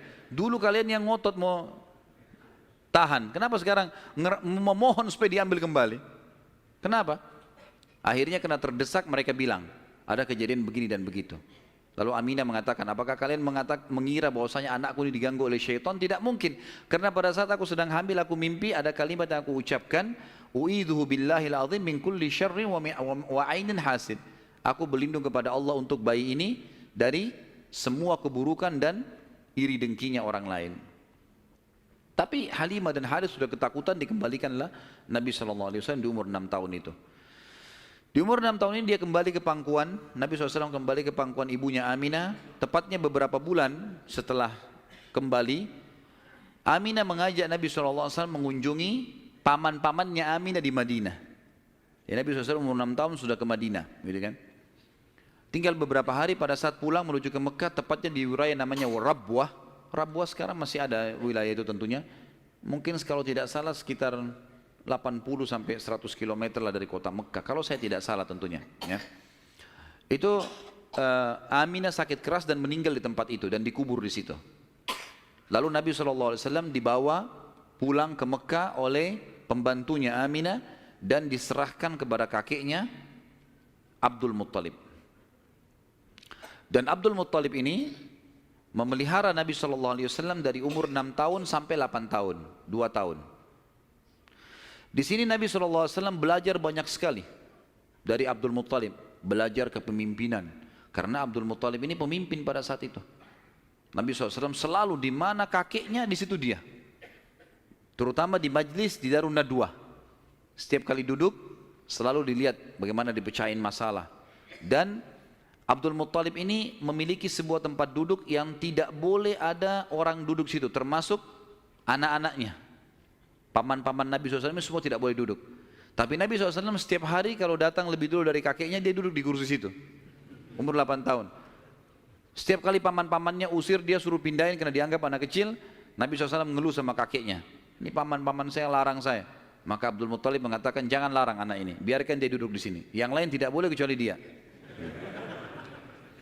Maka kata ahli sejarah, Nabi SAW belajar banyak sekali hal, diantaranya bagaimana dia menjadi tokoh masyarakat. Baru 6 sampai 8 tahun ya. Di umur 8 tahun meninggallah Abdul Muttalib, kakek Nabi SAW. Kemudian diambil alih dan dipelihara oleh pamannya Abu Talib. Dan Abu Talib memelihara Nabi SAW dari umur 8 tahun sampai Nabi SAW mandiri. Sebenarnya tinggal serumah dengan Abu Talib sampai menikah, sampai umur 25 tahun. Tapi Nabi SAW waktu itu mulai 8 tahun, karena Abu Talib ini pamannya orang miskin, maka beliau pun akhirnya niat ingin membantu. Abu Talib sering kali dititipkan amanah gembalaan domba oleh masyarakat Mekah, maka Nabi SAW pun mengambil alih dan memelihara domba-domba itu, datang ke padang pasir, digembalakan.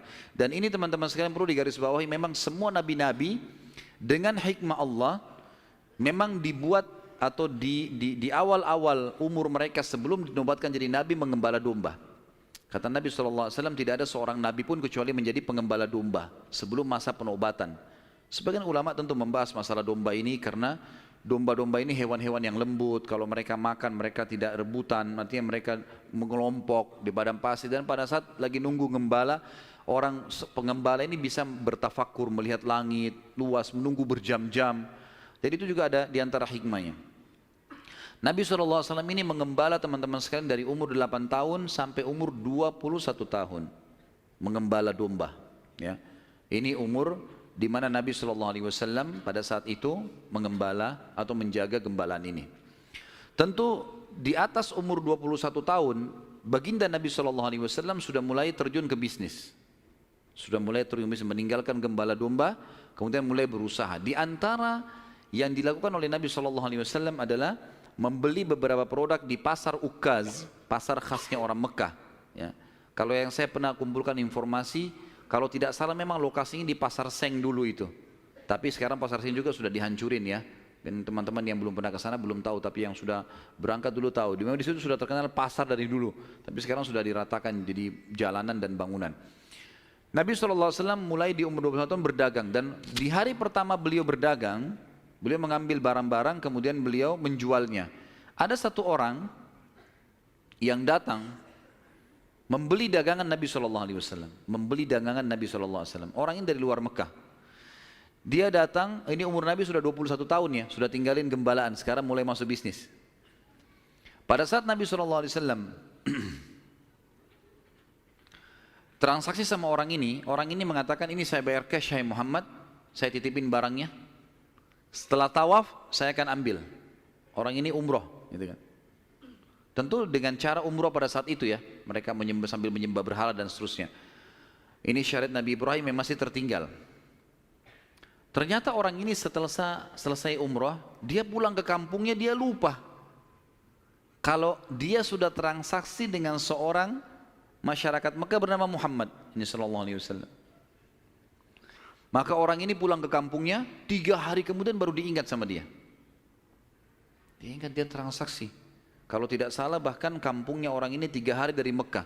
Jadi 3 hari pergi, dia setelah 3 hari perjalanan tiba di kampungnya, 3 hari kemudian baru ingat, sudah 6 hari.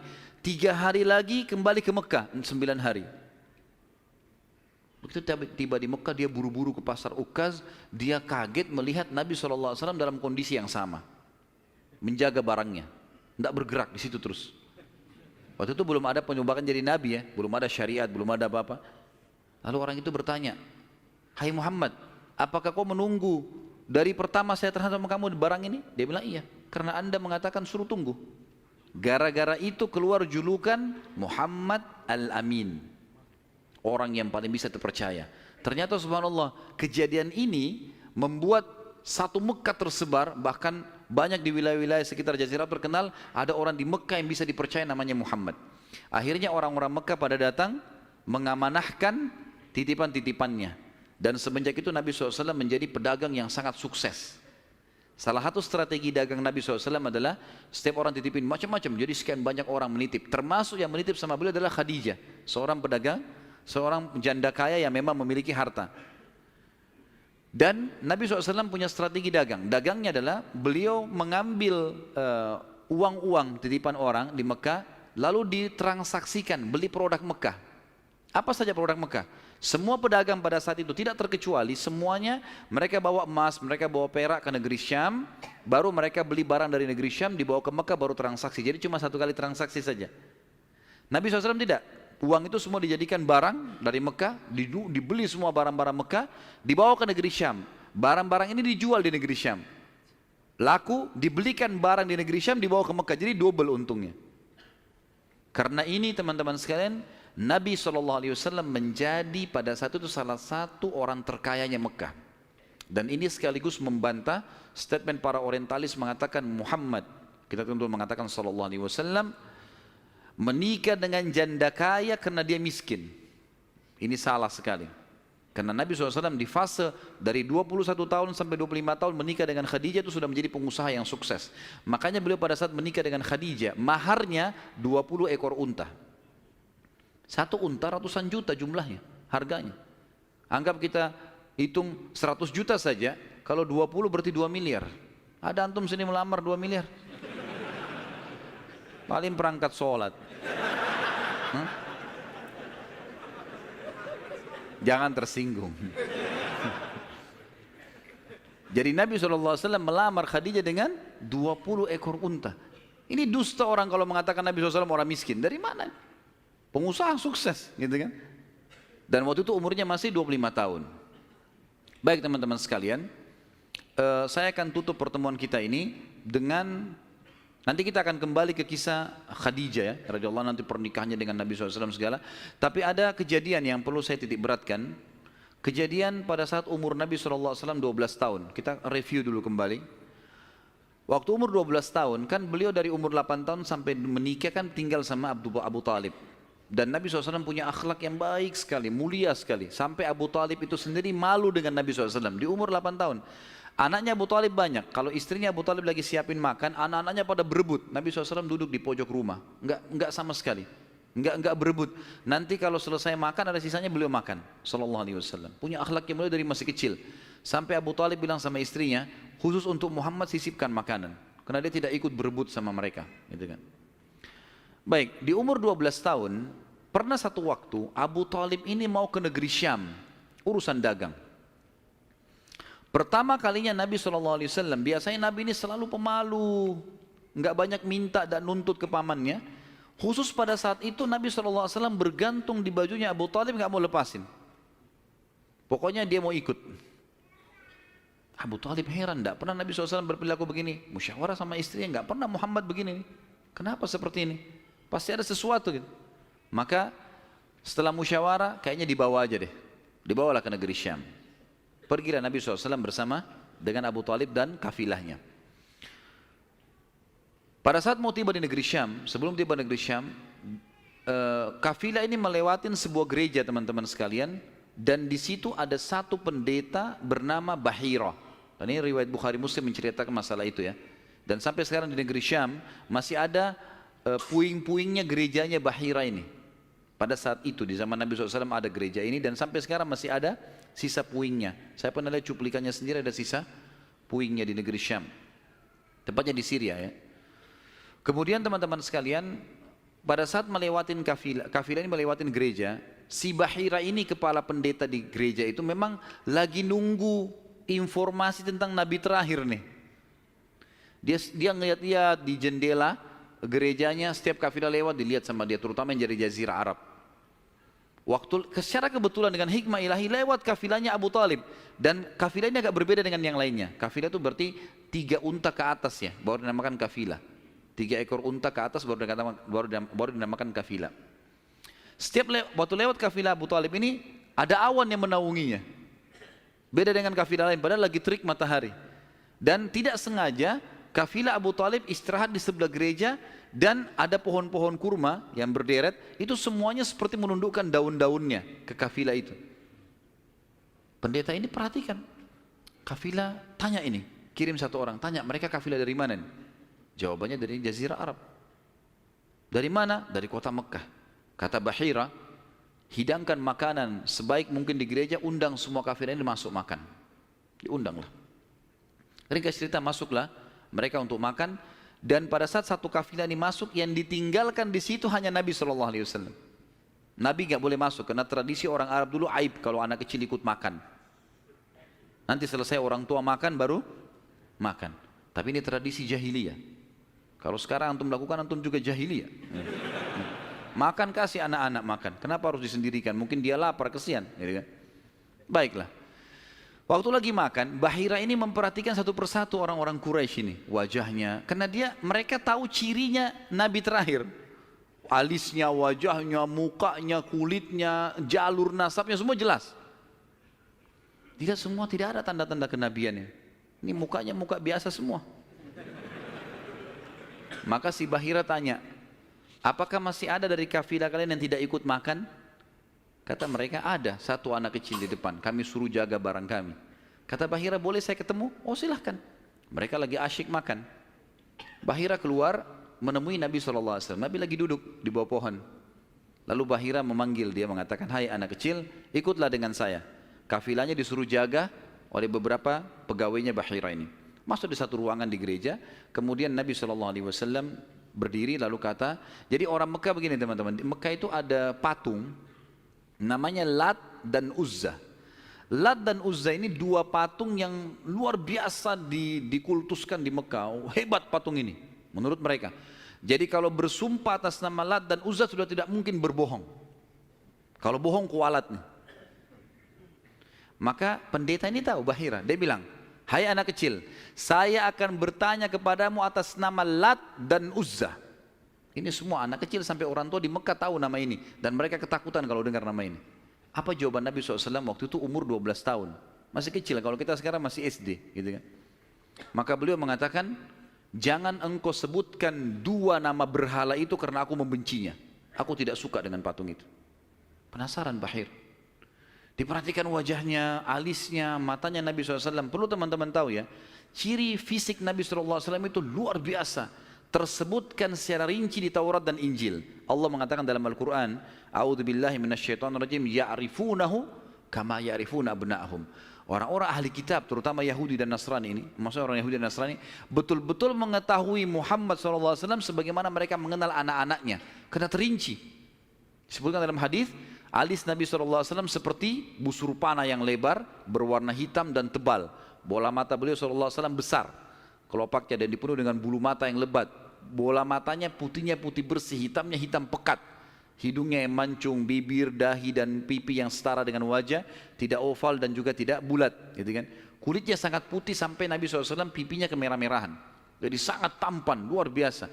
Sampai ahli hadis mengatakan kalau Yusuf alaihissalam diberikan sepertiga gagahan dunia, maka Nabi SAW memberikan seluruh kegagahan dunia. Tidak pernah ada orang melihat Nabi SAW tidak suka. Manusia terbaik, pilihan, paling sempurna nasabnya, paling sempurna ilmunya, fisiknya, segala-galanya. Bahira memperhatikan Nabi SAW, ini semua ciri yang disebutkan dalam Injil ada. Dia masih bimbang, dia ingin buktikan satu hal. Apa itu? Dalam Taurat dan Injil juga disebutkan Nabi, setiap Nabi itu punya tanda kenabian. Apa tanda kenabian teman-teman sekalian? Sebuah daging yang menggumpal di pundak sebelah kanan. Dan daging itu berwarna merah kehitam-hitaman dan dimiliki dengan atau memiliki bulu yang lebat. Maka Bahira berkata, hai anak kecil, apa kau izinkan saya untuk melihat punggungmu? Dia mengatakan, iya silakan. Dibukalah oleh Nabi SAW. Begitu dia lihat tanda itu, lalu Bahira menciumnya dan mengatakan, kaulah orangnya. Tapi garis bawah satu hal ya, tanda ini tanda kenabian. Sudah selesai dengan Nabi Muhammad SAW. Jadi kalau di punggung antum ada dusta semua itu. Tidak ada hubungannya sama Nabi. Loh ya, karena banyak orang yang ngaku-ngaku Nabi nih. Kata Nabi SAW akan datang 50 dajjal, pendusta setelah aku meninggal, mengaku semuanya Nabi. Mereka semua pendusta, aku penutup para Nabi dan Rasul, gitu kan. Karena ada orang mengaku gitu. Jadi ini khas untuk Nabi-Nabi dan sudah ditutup dengan Nabi Muhammad SAW. Sudah habis ceritanya. Nah, jadi kalau ada yang gumpal-gumpal itu daging numpang aja. Pada saat itu Bahira pun membawa Nabi SAW masuk ke dalam ruangan makan lalu berkata, siapa walinya anak ini? Wali, ya. Siapa walinya anak ini? Kata Abu Talib, saya ayahnya. Abu Talib berkata, pamannya. Kata Bahira, tidak mungkin kau ayahnya. Anak ini mati ayahnya waktu dia masih 6 bulan di perut ibunya. Pendeta di negeri Syam tahu. Anak ini meninggal ayahnya waktu dia umur 6 bulan di perut ibunya. Dan ibunya meninggal pada saat dia umur 6 tahun. Serta dia dibina dan dididik. Dibina itu maksudnya dikasih, kalau bahasa Arab itu bina itu berarti seperti bangunan itu dibanguni, dididik, dibesarkan dan seterusnya oleh kakeknya sampai umur 8 tahun. Dan kalau kau benar kerabatnya, kau adalah pamannya. Abu Talib kaget, dari mana anda tahu semua itu? Benar semua.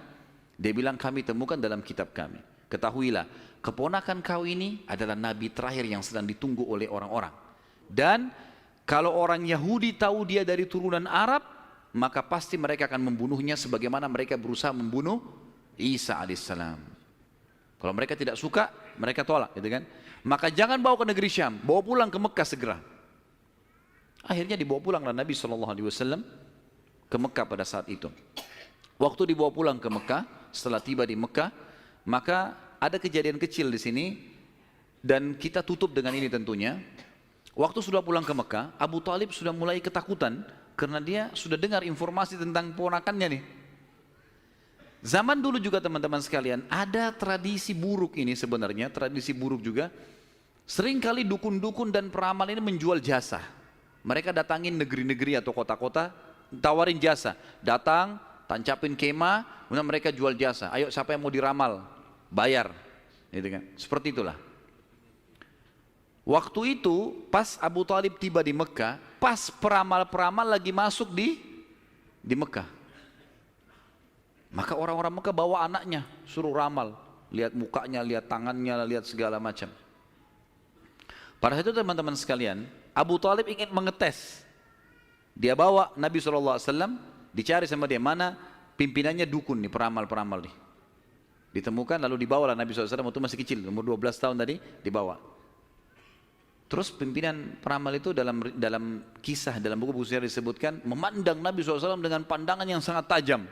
Dan dia tidak bicara apa-apa. Dia mengatakan, tahan anak ini. Lalu dia masuk ke kemahnya. Kemungkinan dia bicara sama dukun, sama setan-setannya nih. Makan dukun. Ini saya nggak bisa tebak anak ini nih. Abu Thalib lihat pimpinan ini, biasanya dia kalau anak-anak Mekah datang, oh ini nasibnya begini, sudah bawa, bayar. Seperti itulah. Ini enggak. Lama dalam kemah. Abu Thalib ketakutan, dibawa Nabi SAW. Dan Abu Thalib titip pesan. Kalau dia tanya, jangan sebutin di mana anak ini. Dibawalah Nabi SAW pulang ke rumah, Abu Thalib kembali ke situ. Lama, baru dukun itu keluar. Peramal itu keluar dari kemahnya. Lalu dia teriak, mana anak tadi itu di sini? Enggak ada yang nyaut, karena Abu Thalib sudah titip pesan. Abu Thalib waktu itu termasuk anaknya Abdul Muttalib, Raja Mekah. Tapi Abu Thalib tidak dinobatkan jadi raja pada saat itu kan. Maka mereka diam. Yang kedua kali, mana anak itu di sini? Sampai 3 kali, kesimpulan terakhir, kata peramal itu, kita tentu tidak percaya peramal, tapi dia mengatakan, ya, kalau anak itu memiliki kedudukan yang sangat tinggi, dan dia akan memimpin dunia. Begitu loh bahasanya. Dengan ini teman-teman sekalian, maka orang-orang Mekah jadi lebih yakin kalau Nabi SAW ini punya kedudukan. Walaupun kita secara orang Muslim tidak percaya dengan dukun semua, tapi historinya begitu. Secara histori seperti itu, Allahu a'lam. Dan insya Allah nanti kedepannya kita akan bahas tentang pernikahan Nabi SAW, prosesi pernikahannya, ya, kemudian anak-anaknya sampai ke masa fase kenabian. Allahu a'lam.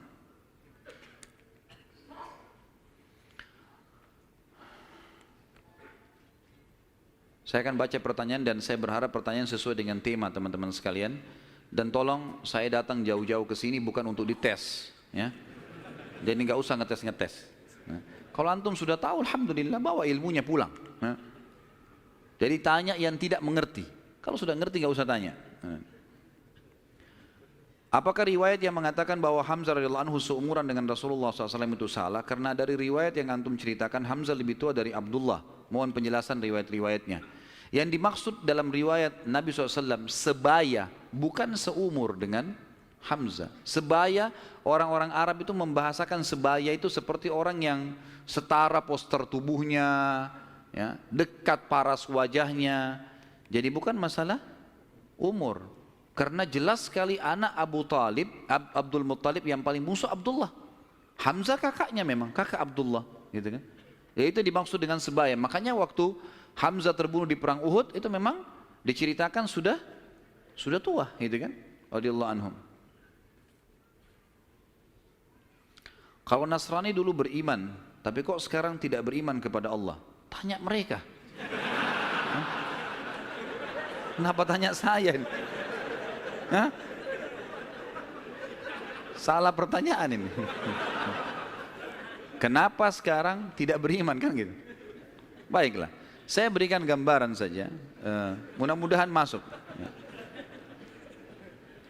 Orang-orang Nasrani, di antara tafsir Al-Fatihah yang disebutkan oleh Ibnu Abbas radhiyallahu anhu, ghairil maghdubi alaihim waladdallin, bukan orang-orang yang kau murkahi ya Allah dan bukan orang-orang yang sesat. Kata Ibnu Abbas, ini Ibnu Abbas hibr ummah, ini ulamanya, sahabat, terutama dalam ilmu tafsir, gitu kan? Beliau mengatakan maghdubi alaihim, orang yang dimurkai adalah Yahudi. Dhalin, sesat adalah orang-orang Nasrani. Lalu dirincikanlah.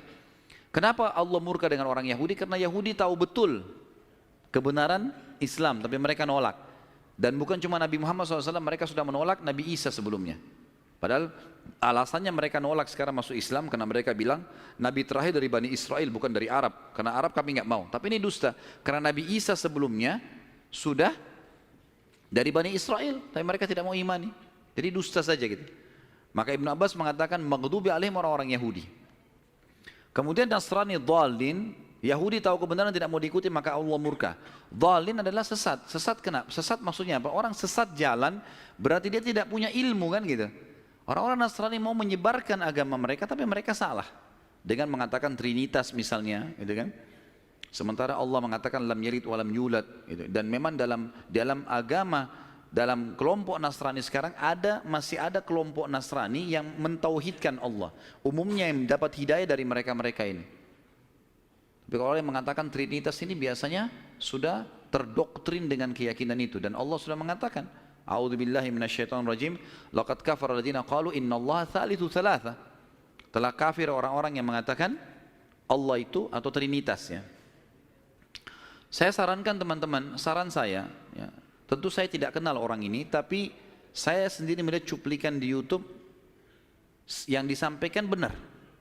Saya belum ikutin semua serialnya, tapi saya melihat orang ini, dia ahli sejarah dari Palestina, dan dia coba mengangkat tentang kenapa bisa ada Nasrani yang mengatakan Trinitas dan ada yang juga masih mentauhidkan Allah. Namanya Jihad Turbani. Jihad Turbani ini kalau teman-teman ketik, insya Allah sudah ada terjemahan bahasa Indonesia. Ada salah satu serialnya, dia menjelaskan tentang perpecahan Nasrani dan sebab-sebab, kemudian kapan terjadi, bahkan orang-orang yang mengatakan Trinitas membunuh orang-orang Nasrani yang bertauhid kepada Allah. Banyak hal yang dibongkar sama dia. Mungkin ini lebih banyak memberikan jawaban kepada penanya, insya Allah, gitu kan? Saya sarankan begitu, dan insya Allah cuplikannya nggak lama, 15 menit, 20 menit gitu. Apakah Lat, berhala, adalah keturunan dari Abdul Manaf? Tidak pernah ada riwayat masalah itu. Allahu a'lam. Tanya sesuatu yang ada isinya, gitu. Karena kalau Lat, nama patung, kalau mau ditanya keturunan Abdul Manaf, tidak ada sesuatu yang kita bisa ambil. Artinya tidak perlulah dia keturunan Abdul Manaf atau bukan, nggak penting buat kita, gitu ya. Apakah Najasyi di zaman Abraha sama dengan Najasyi yang di zaman Nabi SAW yang menerima beberapa sahabat di Habasyah? Tentu saja bukan. Tentu saja bukan. Yang lebih kuat pendapat mengatakan, karena Najasyi kan istilah, saya sudah bilang tadi, istilah raja seperti Kaisar, seperti Kisra, gitu kan, seperti Tuba. Jadi di bawah si siapa namanya Najasyi ini, itu nama induknya, nanti ada nama-nama orang lagi. Yang lebih kuat yang saya temukan dalam buku-buku sejarah bukan yang hidup di zaman Nabi SAW, karena ini jauh di zaman Abraha, ya, masih jauh sebelum Nabi SAW lahir malah. Allahu a'lam. Ya. Sudah, baik. Mungkin begitu dulu saya teman-teman sekalian. Sesuai tema nggak? Karena ada saya temukan banyak orang tidak sesuai dengan tema. Ada juga orang yang sengaja ngetes. Lempar pertanyaan, sengaja ngetes, terulang-ulang. Dan sekarang itu yang banyak dipelintir-pelintir di YouTube tuh. Diambil lagi tanya jawab, dipelintir lagi, dibuat masalah lagi. Untuk apa ini semua? Kalau ada teman-teman yang hadir di sini, saya nasihati bertakwa kepada Allah. Hadir majelis ilmu, niat untuk ilmu. Sudah fahamnya, sudah amalkan. Semua ada pertanggungjawaban di hadapan Allah SWT. Dan saya manusia biasa. Saya bisa salah kan gitu. Tapi kesalahan saya untuk dinasihati, bukan untuk dijadikan masalah, karena semua orang salah kan. Sahabat saja punya pendapat dua kadang-kadang. Imam Syafi'i pernah punya pendapat lama dan pendapat baru. Bukan sesuatu yang manusia bisa salah, gitu kan. Imam Abu Hanifah, Imam Ahmad, 4 imam mazhab ini mereka punya pendapat lama dan pendapat baru. Kadang-kadang diperbaiki dengan pendapat yang baru karena dulu pernah keliru. Wajar saja.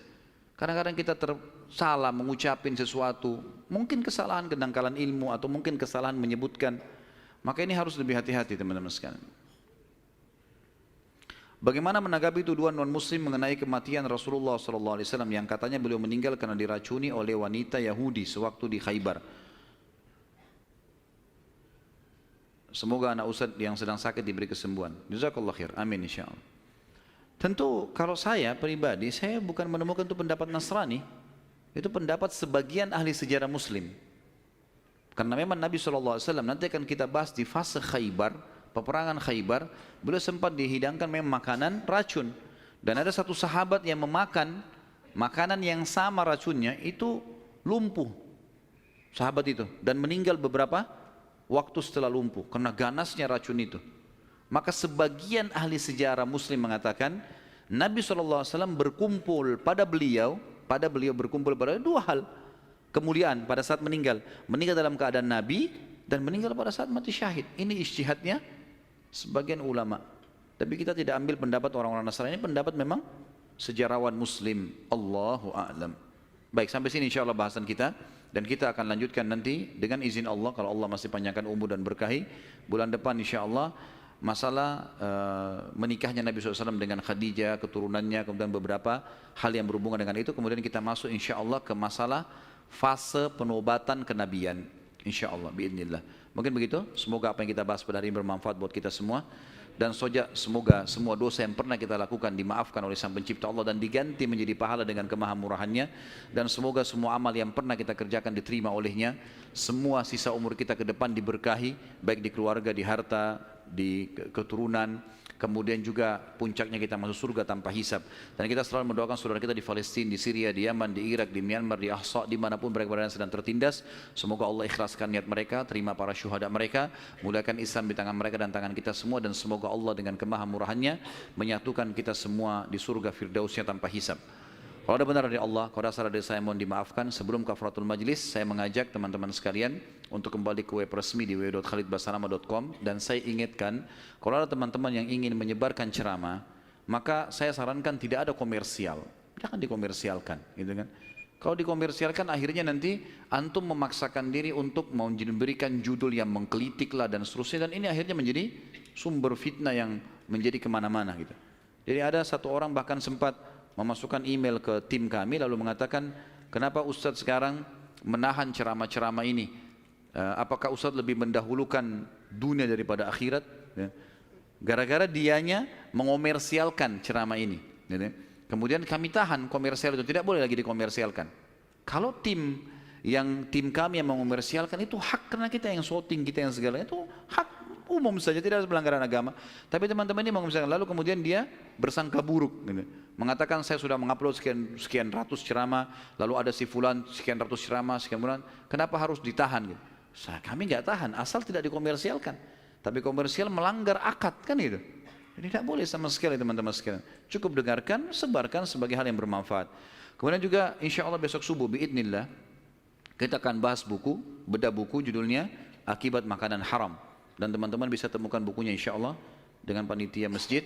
Itu buku kecil dan insya Allah kita akan bahas secara terinci. Mudah-mudahan Allah mudahkan, insya Allah kita selesaikan juga. Dan temanya sudah diangkat sebenarnya di YouTube. Kemarin tablik akbar di Makassar sekitar 2 jam lebih. Tapi besok mungkin karena waktu kita kepepet, saya akan masuk ke poin-poin intinya. Allahu a'lam. Subhanakallahumma wa bihamdika asyhadu an la ilaha illallah astaghfirullah wa atubu ilaih.